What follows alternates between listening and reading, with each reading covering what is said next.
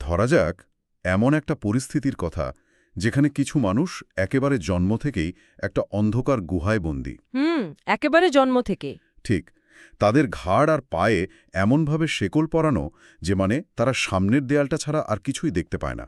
তারা কখনো পেছনে ফিরতে পারে না, একে অপরকে দেখতে পারে না, এমনকি নিজেদের শরীরও দেখতে পায় না। সাংঘাতিক একটা ব্যাপার। হ্যাঁ, সারা জীবন তারা কেবল গুহার সামনের ওই পাথুরে দেয়ালে পড়া কিছু ছায়া দেখে কাটিয়ে দেয়। আর সবচেয়ে অদ্ভুত বিষয়টা হলো তারা মনে করে ওই ছায়াগুলোই হলো আসল পৃথিবী। আচ্ছা। এর বাইরে আর কোনো কিছুর অস্তিত্ব নেই। একটু ভাবলে মনে হতে পারে এটা বুঝি আধুনিক কোনো ডিস্টোপিয়ান সায়েন্স ফিকশন বা খুব অন্ধকার কোনো থ্রিলার গল্পের প্লট। ঠিক তাই। কিন্তু কি হবে যদি বলি ২৫০০ বছরেরও বেশি পুরনো একটা দার্শনিক ধারণা আসলে আমাদের বর্তমান জীবনের একেবারে নিখুঁত একটা প্রতিচ্ছবি? ঠিক আছে, চলুন বিষয়টা একটু খতিয়ে দেখি। আজকের এই গভীর আলোচনায় আমরা প্রাচীন গ্রিক দর্শনের একটা যুগান্তকারী বিষয় নিয়ে কথা বলবো। বিষয়টা শুনতে অবিশ্বাস্য লাগলেও এটাই সত্যি। প্রাচীন গ্রিক দার্শনিক প্লেটোর লেখা দ্য রিপাবলিক গ্রন্থের ৭ম খণ্ডে সক্রেটিস এবং গ্লুকেনের একটা কথোপকথনের মাধ্যমে এই অসাধারণ ধারণাটি উঠে আসে। যেটা ইতিহাসে গুহার রূপক বা অ্যালেগরি অব দ্য কেভ নামে পরিচিত, তাই তো? একদম। এখানে চমৎকার বিষয়টা হলো এটি কেবল বন্দিদশা বা শেকলের কোনো সাধারণ রূপকথা নয়। এটি মূলত মানব প্রকৃতি, আমাদের জ্ঞানের সীমানা এবং আমাদের চারপাশের দুনিয়াকে আমরা কিভাবে উপলব্ধি করি তার একটা অত্যন্ত গভীর মনস্তাত্ত্বিক ও দার্শনিক বিশ্লেষণ। একটা মেটাফর বা রূপক আর কি। হ্যাঁ, ঠিক তাই। আমরা আজ খুব সহজে এই পুরো বিষয়টার গভীরে যাওয়ার চেষ্টা করব এবং দেখব কেন এই প্রাচীন দর্শনটি আধুনিক যুগে এসে আরও বেশি প্রাসঙ্গিক হয়ে উঠেছে। দারুণ। তো এই দর্শনের একদম গভীরে যাওয়ার আগে গুহার ভেতরের আক্ষরিক পরিবেশটা আসলে কেমন ছিল তার মেকানিজমটা আমি একটু বুঝতে চাই। আচ্ছা, সক্রেটিসের বর্ণনা অনুযায়ী যদি বলি, গুহার ভেতরে শেকলে বাঁধা ওই মানুষগুলোর ঠিক পেছনেই একটা আগুন জ্বলছে। আর সেই পথ দিয়ে কিছু মানুষ হেঁটে যাচ্ছে। তারা কারা? তারা মূলত নিজেদের মাথার ওপর করে কাঠ, পাথর আর অন্যান্য উপাদানে তৈরি মানুষ ও পশু পাখির বিভিন্ন মূর্তি বহন করে নিয়ে যাচ্ছে। ও, বুঝতে পারছি। হ্যাঁ, আর এখানেই আসল বিভ্রমটা তৈরি হয়। মূর্তি বহনকারী মানুষগুলো ওই উঁচু পথের দেয়ালের আড়ালে থাকে, তাই বন্দীরা কেবল ওই বহন করা মূর্তিগুলোর ছায়াই দেখতে পায়। মূর্তি বা মানুষগুলোকে তারা সরাসরি দেখতে পায় না? একদমই না। মেকানিজমটা অনেকটা পাপেট শো বা পুতুল নাচের মতো। আচ্ছা আচ্ছা। দর্শকরা কেবল পর্দার ওপর পড়া ছায়াগুলোই দেখে, পেছনের কারিগরদের দেখতে পায় না। তার যেহেতু বন্দীরা এই ছায়া ছাড়া জীবনে আর কিছুই দেখেনি, তাই এই দ্বিমাত্রিক কালো আকারগুলোই তাদের কাছে একমাত্র সত্য। ঠিক তাই। এমনকি পেছনের মানুষগুলো যখন নিজেদের মধ্যে কথা বলে, সেই শব্দ তো গুহার দেয়ালে প্রতিধ্বনিত হয়ে বন্দীদের কানে পৌঁছায়। তখন বন্দীরা বিশ্বাস করে যে ওই ছায়াগুলোই বুঝি কথা বলছে। একদম নিখুঁত একটা পয়েন্ট ধরেছেন। ব্যাপারটা অনেকটা সারা জীবন একটা অন্ধকার সিনেমা হলে বসে থাকার মতো। কেউ যদি জন্ম থেকে একটা সিনেমা হলে বসে থাকে, তবে পর্দার সিনেমাটিকেই সে আসল জীবন মনে করবে। এটাই স্বাভাবিক। পর্দার বাইরে যে একটা বিশাল বাস্তব জগৎ থাকতে পারে, সেই চিন্তা করার মতো ডেটা বা তথ্যই তো তার মস্তিষ্কে নেই। একদম সঠিক একটা মনস্তাত্ত্বিক পয়েন্ট। দর্শনের ভাষায় এই অবস্থাকে বলা হয়েছে এইকাশিয়া, যার অর্থ হল কল্পনা বা নিছক বিভ্রম। এটি হল জ্ঞানের সবচেয়ে নিম্ন স্তর। আচ্ছা। কিন্তু এই গুহার জীবনের সবচেয়ে ভয়াবহ দিকটা হল বন্দীরা কিন্তু শুধু নিষ্ক্রিয়ভাবে ছায়া দেখে শান্ত থাকে না। তাই নাকি? তারা আর কি করে? প্লেটো বলছেন তারা এই ছায়াগুলোর নড়াচড়া অনুমান করার একটা অদ্ভুত খেলা তৈরি করে। গেম খেলার মতো? হ্যাঁ, কোন ছায়ার পর কোন ছায়া আসবে, কারা একসাথে যাবে, এসব নিয়ে তারা ভবিষ্যৎবাণী করতে শুরু করে। কিন্তু একটা ব্যাপার আমার মাথায় ঠিক ঢুকছে না। এই বন্দীরা সারাদিন ওই ছায়া দেখে সময় কাটায় কিভাবে? এবং কেন তারা এই ভুয়া ছায়া অনুমানের খেলা নিয়ে এত মেতে থাকে? এই সম্মান বা পুরস্কারের তো বাস্তবে কোনো মূল্যই নেই। কারণ মানুষের মস্তিষ্ক স্বভাবতই প্যাটার্ন খুঁজতে পছন্দ করে। আর যে কোনো সমাজেই মানুষ একটা সামাজিক স্বীকৃতি বা ভ্যালিডেশন চায়। গুহার বন্দীদের পৃথিবীতে ওই ছায়াগুলোর নড়াচড়া অনুমান করা ছাড়া তো আর কোনো অর্জন নেই। তা ঠিক। যে বন্দী সবচেয়ে নির্ভুলভাবে অনুমান করতে পারে তাকে বাকিরা প্রচুর প্রশংসা করে, তাকে সম্মান জানায় এবং সমাজের সবচেয়ে বুদ্ধিমান ব্যক্তি হিসাবে স্বীকৃতি দেয়। ও আচ্ছা। এটি মূলত আমাদের আধুনিক সমাজে থাকা ভুয়া সম্মান এবং ভিত্তিহীন জ্ঞানের একটা তীক্ষ্ণ প্রতীক। তার মানে এটা অনেকটা কর্পোরেট ইঁদুর দৌড় বা সোশ্যাল মিডিয়া থেকে কার চেয়ে বেশি লাইক পেল তার মতো একটা ব্যাপার। হ্যাঁ, অনেকটা সেরকমই। মানে আমরা এমন সব বিষয় নিয়ে মেতে থাকি বা এমন সব প্রতিযোগিতায় জিতি পরম সত্যের কাছে যার হয়তো কোনোই মূল্য নেই। আমরা একটা সম্পূর্ণ কৃত্রিম কাঠামো বা ইকোসিস্টেমের ভেতর নিজেদের শ্রেষ্ঠ প্রমাণের জন্য লড়াই করে যাচ্ছি। ঠিক ধরেছেন। এই ছায়া অনুমানের খেলাটা আমাদের সেই ডোপামিন লুপের কথা মনে করিয়ে দেয়, যেখানে আমরা অবাস্তব বা তুচ্ছ বিষয় থেকে সাময়িক আনন্দ আর সামাজিক স্বীকৃতি পাই। সত্যি ভাবার মতো একটা বিষয়। আমরা যাকে নিরেট বাস্তবতা মনে করি তা হয়তো আমাদের সীমাবদ্ধ ইন্দ্রিয়ের মাধ্যমে পাওয়া কিছু বিকৃত এবং অস্পষ্ট প্রতিলিপি মাত্র। দারুণ বলেছেন। তো এবার গল্পের মোড়ে একটু ঘোরানো যাক। আচ্ছা। ধরা যাক ওই বন্দীদের মধ্যে থেকে একজনকে হঠাৎ মুক্তি দেওয়া হলো। তাকে বলা হলো যে এতদিনের দেখা সবকিছুই মিথ্যা। শেকল থেকে মুক্ত হয়ে সে ঘাড় ঘুরিয়ে প্রথমবার আগুনের আলো দেখবে। এতদিন সে শুধু অন্ধকার ছায়া দেখেছে, হঠাৎ করে আগুনের আলো দেখলে তো তার চোখে প্রচণ্ড ব্যথা লাগার কথা। ঠিক তাই। প্লেটো অত্যন্ত নিখুঁতভাবে এই যন্ত্রণার কথা বর্ণনা করেছেন। আলো তার চোখে এতটাই ধাঁধা লাগিয়ে দেবে যে সে ওই মূর্তিগুলো বা আসল বস্তুগুলোর দিকে তাকাতেই পারবে না, যেগুলোর ছায়া সে এতকাল দেখে এসেছে। আচ্ছা। তাকে যদি বলা হয় যে এখন সে যা দেখছে সেটাই আসল, সে সেটা কিছুতেই বিশ্বাস করতে চাইবে না। এখানেই বিষয়টা সবচেয়ে বেশি আকর্ষণীয় হয়ে ওঠে। একটু দাঁড়ান। একটা লোক এত বছর পর শেকল থেকে মুক্তি পেল, আসল সত্য দেখার সুযোগ পেল, অথচ সে মুক্ত হতে চাইছে না। না, সে চাইছে না। উল্টো সে বাধা দিচ্ছে। বিষয়টা একটু অযৌক্তিক মনে হচ্ছে না? একটা ঘুটঘুটে অন্ধকার ঘর থেকে হঠাৎ কড়া রোদে বেরোলে চোখে ব্যথা লাগে ঠিকই, কিন্তু তাই বলে কেউ কি আবার অন্ধকারের বন্দিদশায় ফিরে যেতে চাইবে? আমরা যদি একে বৃহত্তর প্রেক্ষাপটের সাথে যুক্ত করি, তবে এখানেই আধুনিক মনোবিজ্ঞানের একটা দারুণ বিষয় চলে আসে, যাকে আমরা কগনিটিভ ডিসোনেন্স বা মনস্তাত্ত্বিক অস্বস্তি বলি। আচ্ছা, ব্যাপারটা একটু খুলে বলবেন? মানে একটা মানুষ যখন হঠাৎ করে জানতে পারে তার সারা জীবনের বিশ্বাস, তার অস্তিত্বের পুরো ভিত্তিটাই একটা মিথ্যা, তখন তার মস্তিষ্ক সেই সত্যটাকে গ্রহণ করতে অস্বীকার করে। সত্য জানা এবং নতুন কিছু শেখার প্রক্রিয়াটি স্বভাবতই খুব কষ্টদায়ক। বুঝতে পারছি। অজ্ঞতার আরামদায়ক কমফোর্ট জোন থেকে বেরিয়ে আসার এই প্রাথমিক মানসিক ধাক্কাটা সবাই সহ্য করতে পারে না। প্লেটো বলছেন, এই মুক্ত মানুষটিকে যদি জোর করে গুহার বাইরের রুক্ষ ও খাড়া পথ দিয়ে টেনে হিঁচড়ে সূর্যের আলোয় নিয়ে যাওয়া হয়, তবে তার প্রচণ্ড রাগ হবে এবং সে ব্যথা পাবে। ও, বাইরের কড়া রোদে তার চোখ আক্ষরিক অর্থেই অন্ধ হওয়ার জোগাড় হবে। তাহলে এই নতুন বিশাল এবং কড়া আলোর বাস্তবতার সাথে সে কিভাবে মানিয়ে নেবে? তার তো ওই পরিবেশের সাথে খাপ খাইয়ে নেওয়ার কোনো অভিজ্ঞতাই নেই। এর জন্য তাকে একটা নির্দিষ্ট প্রক্রিয়ার মধ্য দিয়ে যেতে হবে। একবারে তো আর কেউ চূড়ান্ত সত্য ধারণ করতে পারে না, তাই না? প্লেটোর দর্শনে একে বিভক্ত রেখা বা ডিভাইডেড লাইন তত্ত্ব বলা হয়। Divided line. হ্যাঁ, এটি হল দৃশ্যমান জগৎ থেকে বুদ্ধিবৃত্তিক জগতে উত্তরণের একটা ধাপে ধাপে এগোনোর প্রক্রিয়া। বাইরে আসার পর মুক্ত মানুষটি প্রথমে কেবল চারপাশের ছায়াগুলোই দেখতে পারবে। ছায়া কেন? কারণ ছায়ার সাথে সে সবচেয়ে বেশি অভ্যস্ত। এরপর ধীরে ধীরে সে পানিতে মানুষ এবং অন্যান্য বস্তুর প্রতিবিম্ব দেখতে শুরু করবে। এই ধাপে সে বুঝতে শিখবে যে সে যা দেখছে তা আসল বস্তুর একটা প্রতিচ্ছবি মাত্র। বুঝতে পারছি। মানে তার মস্তিষ্ক ধীরে ধীরে 3 ডাইমেনশনাল বা ত্রিমাত্রিক জগতের সাথে নিজেকে মানিয়ে নিচ্ছে। একদম। চোখ আরেকটু মানিয়ে নেওয়ার পর সে আসল বস্তুগুলো সরাসরি দেখতে পাবে। আচ্ছা। এরপর সে রাতের আকাশের দিকে তাকাবে, চাঁদ এবং তারা দেখবে। রাতের মৃদু আলো তার চোখের জন্য অনেক বেশি সহনীয় হবে। আর একেবারে শেষে গিয়ে যখন তার চোখ পুরোপুরি প্রস্তুত, তখন সে সরাসরি সূর্যকে দেখতে সক্ষম হবে। এবং এই সূর্যটা নিশ্চয়ই দর্শনের ভাষায় বিশেষ কিছুর প্রতীক। হ্যাঁ, প্লেটোর দর্শনে এই সূর্য হল থিওরি অফ ফর্মস বা দ্য গুডের প্রতীক, যা পরম সত্য ও চূড়ান্ত জ্ঞানের চূড়ান্ত রূপ। তেমনি দ্য গুড বা পরম সত্য আমাদের বুদ্ধিবৃত্তিক জগৎকে আলোকিত করে। অসাধারণ।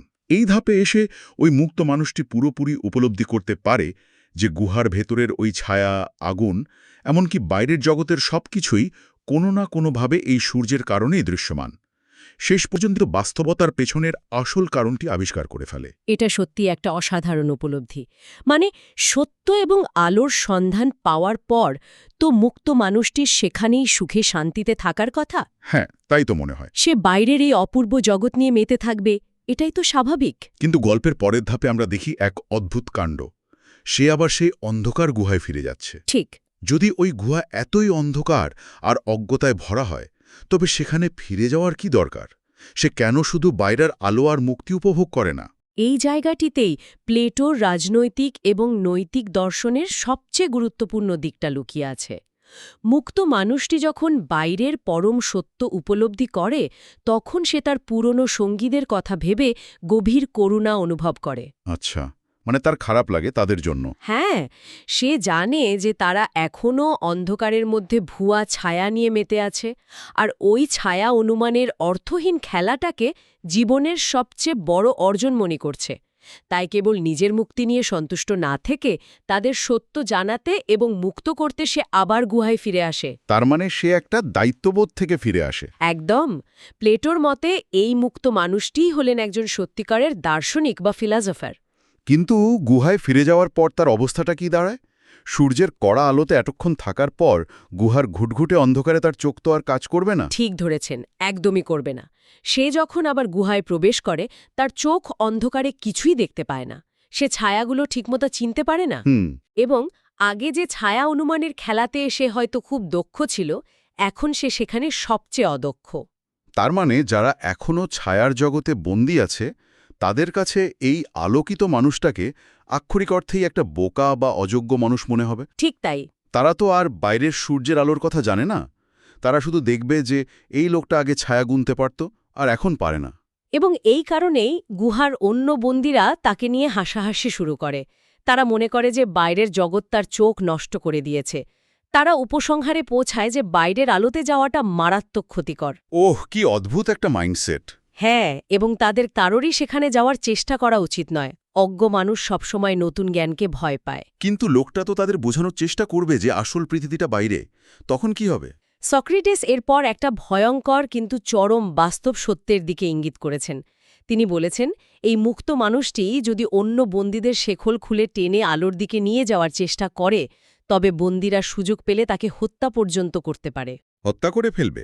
হ্যাঁ, কারণ তারা তাদের সেই আরামদায়ক বিভ্রমকে যে কোনো মূল্যে রক্ষা করতে চাইবে। এই বিষয়টা শুনতে খুব পরিচিত লাগছে। মানে এটা কি মূলত সক্রেটিসের নিজের জীবনের পরিণতিকেই ইঙ্গিত করে? একদম ঠিক ধরেছেন।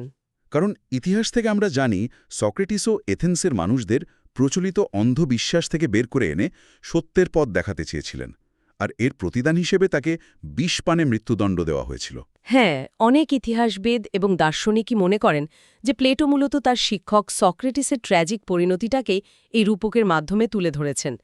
তবে এর পাশাপাশি এখানে প্লেটোর দার্শনিক রাজা বা ফিলসফার কিং ধারণার মূল ভিত্তিটাও পরিষ্কার হয়। দার্শনিক রাজা বিষয়টা ঠিক কি? প্লেটো বিশ্বাস করতেন যে কোনো সমাজের শ্রেষ্ঠ শাসক হওয়া উচিত সেই ব্যক্তিদের যারা মোটেও শাসন করতে চান না, যারা ক্ষমতার লোভ করেন না। আচ্ছা। বরং সত্য এবং জ্ঞানের আলো পাওয়ার পর কেবল সমাজের প্রতি চরম দায়িত্ববোধ থেকে তারা আবার গুহার অন্ধকারে নেমে আসেন সমাজকে সঠিক পথে পরিচালনা করতে। ও সাধারণ একটা ধারণা, যারা ক্ষমতা চায় ক্ষমতা তাদের দেওয়া উচিত নয়, বরং যাদের জ্ঞান আছে কিন্তু ক্ষমতার মোহ নেই, তাদেরই দায়িত্ব নিতে বাধ্য করা উচিত। একদম তাই। এই পুরো গুহায় প্রত্যাবর্তন এবং অজ্ঞতার পেছনের মেকানিজমগুলো আমাদের একটা অনেক বড় এবং মৌলিক প্রশ্নের দিকে নিয়ে যায়। তাহলে এই সব কিছুর আসল অর্থ কি দাঁড়ালো? মানে সত্যিকার অর্থে শিক্ষা বা এডুকেশন ব্যাপারটা আসলে কি? খুব সুন্দর একটা প্রশ্ন। আমরা সাধারণত মনে করি শিক্ষা মানে হলো একটা ফাঁকা পাত্রকে তথ্য দিয়ে ভরে দেওয়া, কিছু না জানা মানুষকে প্রচুর ডেটা গিলিয়ে দেওয়া। কিন্তু প্লেটো শিক্ষাকে কখনো সেভাবে দেখেননি। এটি একটা গুরুত্বপূর্ণ প্রশ্নের জন্ম দেয়। তার মতে শিক্ষা মানে অন্ধ চোখে দৃষ্টিশক্তি ভরে দেওয়া নয়, অর্থাৎ মানুষের মস্তিষ্কে কেবল তথ্য ঢেলে দেওয়াই শিক্ষা নয়। আচ্ছা, তাহলে শিক্ষাটা কি?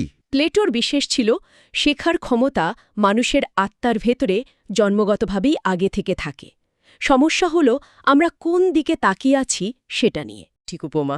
প্লেটো একে বলেছেন আর্ট অফ টার্নিং অ্যারাউন্ড বা ঘুরে দাঁড়ানোর শিল্প।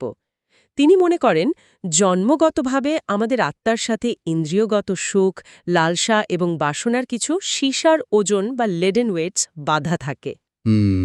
লেডেন ওয়েটস। হ্যাঁ, এই ওজনগুলো আমাদের দৃষ্টিকে সবসময় নিচের দিকে বা অন্ধকারের দিকে আটকে রাখে, ঠিক যেমন গুহার বন্দীদের ঘাড় শেকল দিয়ে সামনের দেয়ালের দিকে বাঁধা ছিল।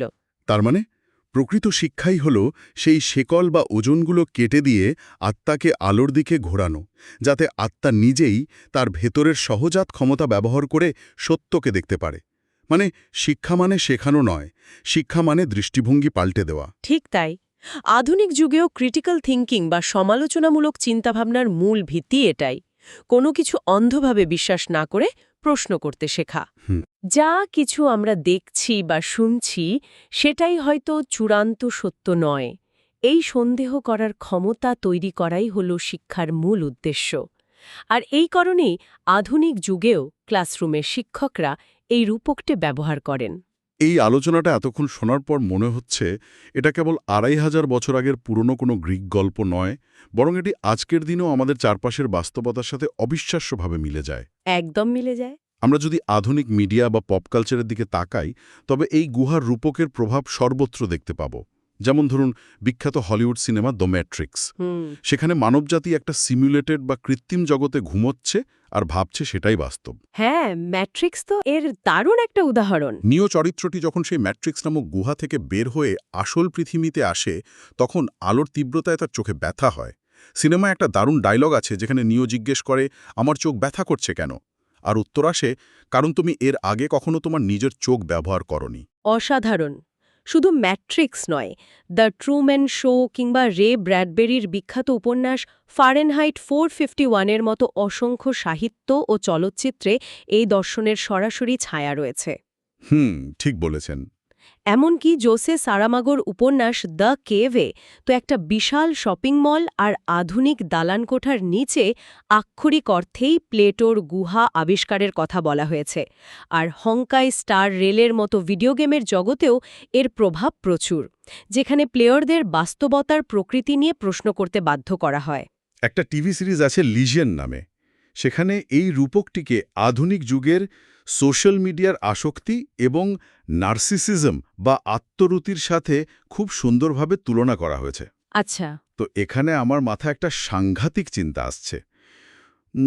আমাদের হাতের স্মার্টফোনগুলোই কি তাহলে আজকের যুগের সেই গুহার দেয়াল? আর সোশ্যাল মিডিয়ার অ্যালগোরিদমগুলো কি সেই মূর্তি বহনকারী মানুষ, যারা ঠিক করে দিচ্ছে আমরা কোন ছায়াগুলো দেখব? খুবই চমৎকার একটা বিশ্লেষণ। সপ্তদশ শতাব্দীর দার্শনিক ফ্রান্সিস বেকন তার একটা তত্ত্বে, যাকে আইডলস অব দি কেভ বলেছেন, আপনার এই স্মার্টফোনের উদাহরণটি তার সাথে দারুণভাবে মিলে যায়। Idols of the cave? হ্যাঁ, বেকন বলেছিলেন যে মানুষের নিজস্ব পক্ষপাতিত্ব, ব্যক্তিগত বিশ্বাস এবং কুসংস্কারই হল তার তৈরি করার নিজস্ব গুহা। আমরা যখন সোশ্যাল মিডিয়ায় স্ক্রল করি, তখন অ্যালগোরিদম আমাদের কেবল সেই জিনিসগুলোই দেখায় যা আমরা দেখতে পছন্দ করি বা যা আমাদের আগের বিশ্বাসের সাথে মিলে যায়। তার মানে আমরা প্রত্যেকেই নিজেদের তৈরি করা একটা ইকো চেম্বার বা প্রতিধ্বনির কক্ষের ভেতর বসে আছি। আমরা প্রতিনিয়ত স্ক্রিনের মাধ্যমে বিকৃত তথ্য দেখছি আর বিশ্বাস করছি যে পুরো পৃথিবীটাই হয়তো আমাদের স্ক্রিনের ওই নিউজ ফিডের মতো। ঠিক। এটি তো আধুনিক যুগের সবচেয়ে ভয়ঙ্কর শেকল, কারণ এই শেকলটা অদৃশ্য। এবং এই কারণেই প্লেটোর এই দর্শনটি আজ এত বেশি প্রাসঙ্গিক। এটি আমাদের সতর্ক করে যে সত্যটা আমাদের কাছে খুব আরামদায়ক মনে হচ্ছে, তা হয়তো কোনো অ্যালগরিদমের তৈরি করা আসল সত্যের একটা ছায়া মাত্র। রাইট। বিভিন্ন দৃষ্টিকোণ থেকে চিন্তা করার ক্ষমতা এবং অস্বাস্থ্যকর সত্যকে মেনে নেবার সাহস, এগুলোই আমাদের এই অদৃশ্য শেকল ভাঙতে সাহায্য করে। তার মানে সোশ্যাল মিডিয়ার লাইক, কমেন্ট বা শেয়ারিংয়ের যে ইঁদুর দৌড়, সেটাই হলো সেই পুরনো ছায়া অনুমানের খেলা। কে কতটা ভাইরাল হলো, কে কতগুলো লাইক পেল, আমরা সেটা নিয়েই হাততালি দিচ্ছি। অথচ বাস্তব জগতের সাথে এর হয়তো কোনো সম্পর্কই নেই। একদম ঠিক বলেছেন। শেকল ভাঙার কাজটি কঠিন, আলোতে চোখ মেলে তাকানোটা যন্ত্রণাদায়ক, কিন্তু একবার যখন কেউ আসল সত্যের স্বাদ পেয়ে যায় তখন সে আর কখনোই সেই পুরনো অজ্ঞতার অন্ধকারে ফিরে যেতে চায় না। এবং সবচেয়ে গুরুত্বপূর্ণ বিষয়টা হলো সত্য জানার পর নিজের দায়িত্ব এড়িয়ে না যাওয়া। একজন প্রকৃত জ্ঞানীর কাজ কেবল নিজের মুক্তি নিশ্চিত করা নয়, বরং অন্যদের ওই অজ্ঞতার অন্ধকার থেকে বের করে আনার চেষ্টা করা। দার্শনিক রাজার মতো। ঠিক, সমাজ তাকে পাগল বলুক বা তাকে বিপদে ফেলুক, সত্যের আলো অন্যদের মাঝে ছড়িয়ে দেওয়াই তার প্রধান কর্তব্য। অসাধারণ। আজকের এই পুরো আলোচনাটি সত্যি আমাদের দৃষ্টিভঙ্গি পাল্টে দেওয়ার মতো। শেকলের বাধা জীবন থেকে যন্ত্রণাদায়ক মুক্তির মাধ্যমে আলোর পথে যাত্রা, সত্য জানার পর আবার দায়িত্ববোধ থেকে গুহায় ফিরে আসা, সবকিছুই আমাদের নতুন করে ভাবতে শেখায়। ঠিক, এটি আমাদের আরামদায়ক চিন্তার জগৎ থেকে বেরিয়ে এসে চারপাশের সত্যকে প্রশ্ন করার সাহস যোগায়। তবে এই গভীর আলোচনার একেবারে শেষে এসে একটা নতুন চিন্তা মাথায় আসছে, যা একটা বিশাল মনস্তাত্ত্বিক ধাঁধার জন্ম দেয়। কিরকম ধাঁধা? আচ্ছা, যদি এমন হয় যে আমরা আমাদের এই ব্যক্তিগত গুহা থেকে বা এই সমাজ নামক ইকো চেম্বার থেকে অনেক কষ্টে বেরিয়ে আসলাম, সব শেকল ভেঙে ফেললাম, কিন্তু বাইরে বেরিয়ে আমরা কি আসলে পরম সত্যের দেখা পামো? গভীর একটা প্রশ্ন। নাকি আমরা একটা ছোট গুহা থেকে বেরিয়ে কেবল একটা বৃহত্তর আরও বিশাল কোনো গুহায় প্রবেশ করছি? বাস্তবতার কি এমন হাজারো স্তর রয়েছে, যেমনটা সিমুলেশন হাইপোথেসিসে বলা হয়, যার হয়তো কোনো শেষই নেই? বাপরে!